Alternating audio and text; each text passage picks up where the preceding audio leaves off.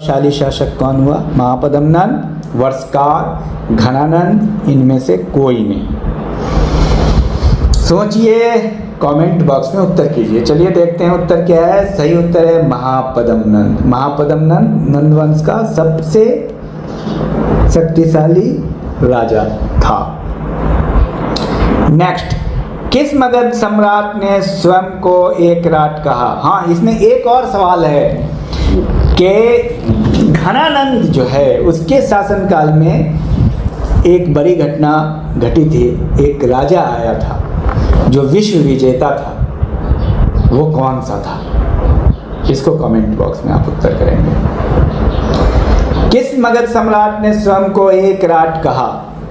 ए Bimbisara, B Ashok, सी Ajatashatru, D Mahapadmananda. एकराट कहा, एकराट सोच लीजिए।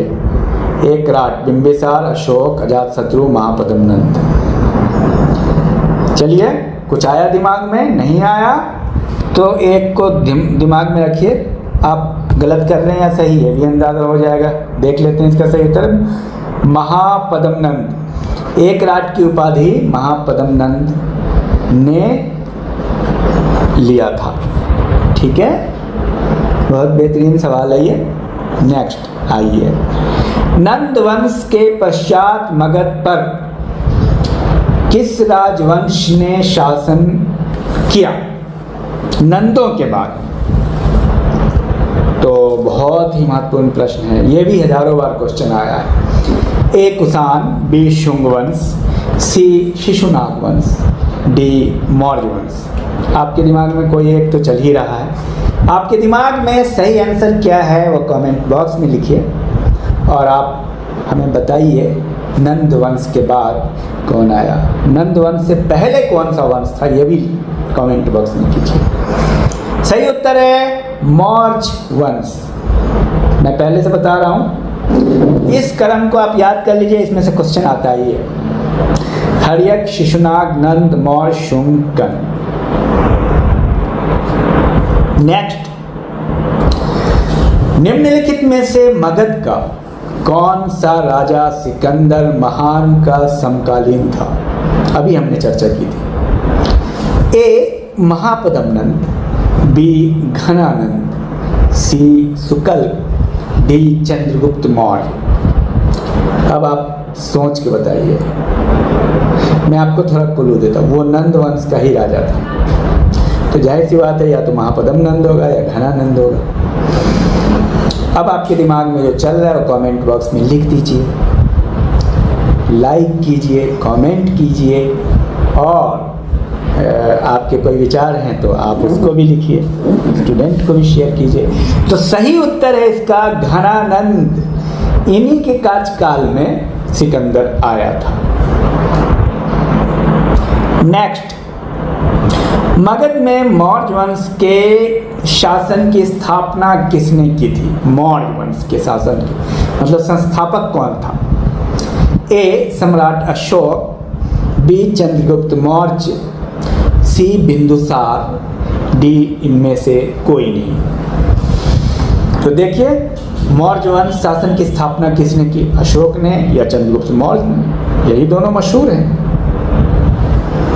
और कमेंट बॉक्स में उत्तर कीजिए, बहुत आसान है। सोचिए, थोड़ा टाइम इसमें दीजिए। उससे क्या होगा?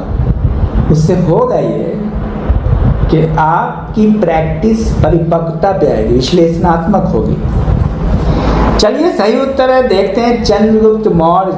चंद्रगुप्त मौर्य ने ही मौर्य वंश की स्थापना की थी। ठीक है, मौर्य तो नंद वंश की स्थापना की थी, ये आप बता दीजिए कमेंट बॉक्स में। ऐसे नहीं छोड़ेंगे हम जब आप पढ़ रहे हैं। और मैं आपको ये बता दूं, एमसीक्यू तो प्रैक्टिस है, किताब तो आपको पढ़ना ही है ना, किताब आप पढ़िए। एमसीक्यू तो प्रैक्टिस है, इसको तो आपको सुनते रहना है। जब आप टेक्स्ट बुक नहीं पढ़ते हैं, एनसीईआरटी नहीं पढ़ते हैं, बहुत सारी चीज़ें हैं, बहुत सारी किताबें हैं। ठीक है, एक किताब तो आपको एक नज़र देखते रहना है, तब आप इसको सुनिए।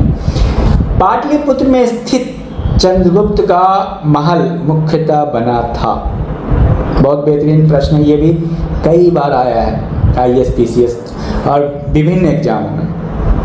ये सारे जितने भी प्रश्न हैं वो सब क्वेश्चन आए हैं। ए ईंटों का, बी पत्थर का, सी लकड़ी का, डी मिट्टी का। पाटलिपुत्र में स्थित चंद्रगुप्त का महल मुख्यतः बना था ईंटों का, पत्थर का, लकड़ी का, मिट्टी का। अब आपके दिमाग में चल रहा है सही आंसर कौन है? कमेंट बॉक्स में उत्तर कीजिए और बताइए हमें। तो सही उत्तर देखते हैं। सही उत्तर है लकड़ी का। थोड़ा ठहरना है, MCQ का मतलब है थोड़ा ठहर के विचार कीजिए। लकड़ी बहुत ज़्यादा यूज होता है, इसका मतलब लकड़ी की पर्याप्त मात्रा थी। आगे बढ़िए। जिसके ग्रंथ में चंद्रगुप्त मौर्य का विशिष्ट रूप से वर्णन हुआ है वो कौन है भाई? चंद्रगुप्त मौर्य का वर्णन किसके ग्रंथ में हुआ है? ए भास, बी शूद्रक, सी विशाखादत्त, डी अश्वघोष। सोचिए,